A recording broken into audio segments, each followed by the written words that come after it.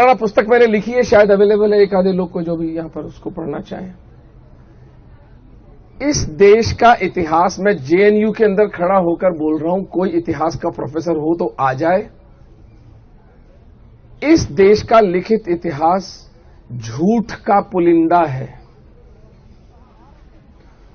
और उसको सिद्ध करने के लिए पहले तो मैं आपको बताता हूं कि बॉलीवुड किस तरह के हमारे माइंड को कैप्चर करता है। आप में से अधिकतर लोगों ने मुगले आजम देखी होगी।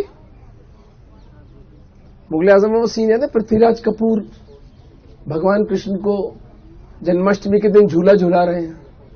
This is how they control our psyche. किस पृथ्वीराज कपूर क्यों झूला रहा है? क्योंकि जोधाबाई। जोधाबाई कौन थी? जोधाबाई कोई थी नहीं, देयर वॉज नो जोधाबाई।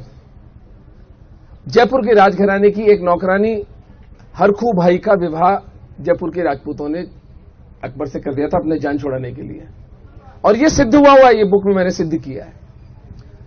किंतु उस हरखू बाई का भी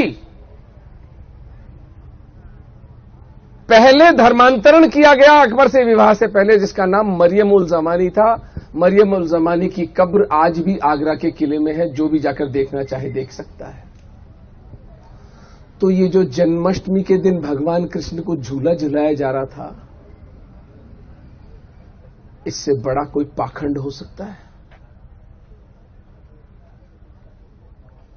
जिस अकबर ने, यहां कितने लोग हैं साका जौहर के बारे में जानते हैं? साका जौहर का नाम सुना है आप लोगों ने? यह दुर्भाग्य है प्रारब्ध इस देश का। जिस एक घटना के कारण आज आप हिंदू हैं, आज हमारे सर पर बड़े भाई की टोपी और बड़े भाई का कुर्ता, छोटे भाई का पजामा नहीं है, इन बच्चियों के सर खुले हैं, इनके सरों पर टेंट हाउस शटलकॉक जैसे नहीं है, उसका एकमात्र कारण था साका जौहर। जब राजपूत इन मलेच्छों से चारों तरफ से घिर जाते थे और किले की रसद समाप्त हो जाती थी, राजस्थान के हिंदुओं ने एक अकल्पनीय, अविश्वसनीय काम को अंजाम दिया। किले के अंदर रहने वाली समस्त स्त्रियां जीवित अग्नि में स्नान कर लेती, उसको जौहर कहा जाता।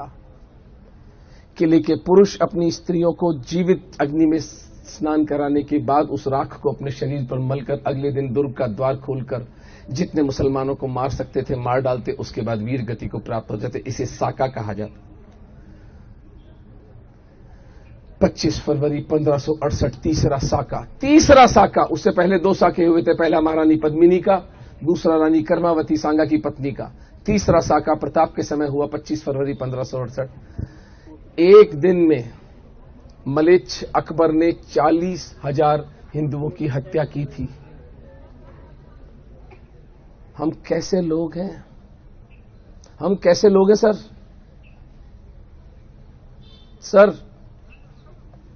40,000 हिंदुओं को मारने वाले अकबर के ऊपर मुगले आजम बनती है, और आप और मैं पॉपकॉर्न चबाते हुए उस मूवी को देखते हैं।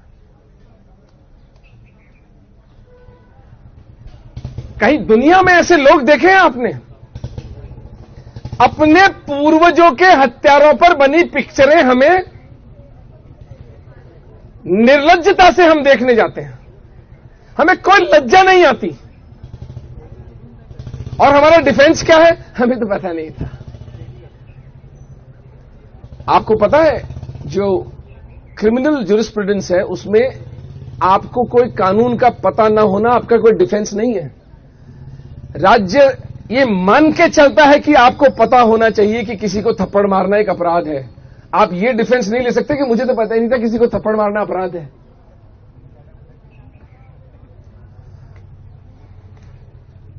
ये तो किया बॉलीवुड ने।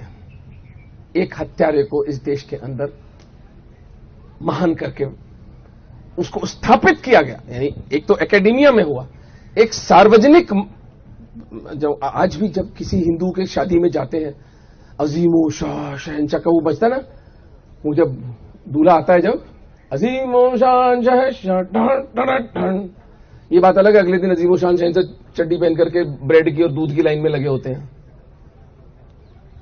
कैसे कैसे ना, कभी कभी सोचने पे विवश हो जाता हूं कि दश्त तन्हाई ये सहरा में खड़ा सोचता हूं, हाय क्या लोग मेरा साथ निभाने